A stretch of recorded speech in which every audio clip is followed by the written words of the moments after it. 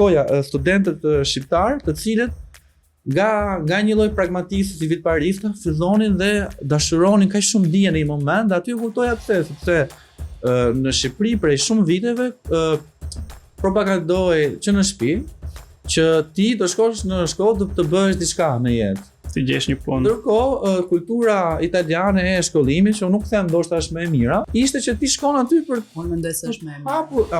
për të hapur diapazonin tënd të dijes dhe për të apasionuar në diçka në jetë. Pastaj përfundon që merr pjesë në Occupy, zë mensën edhe shpërndan gazeta Lota Continua. Lota Continua jo, ishte shumë dramatike, shumë drama,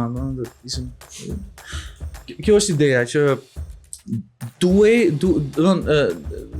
duhet ta shikoj aty në aksion që ne si studentë shqiptar dashuronim dijen në një moment, në një fazë të avancuar të jetës, sepse më në fund e kuptonin që dija nuk ishte thjesht funksion.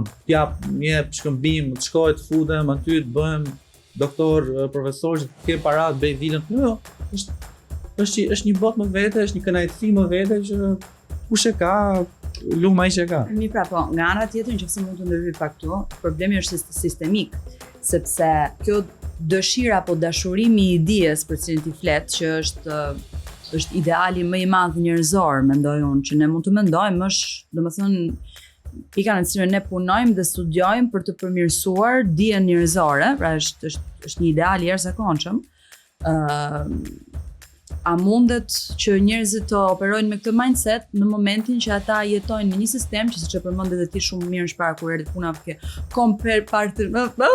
të fjalën që unë nuk e them dot qartë asnjë.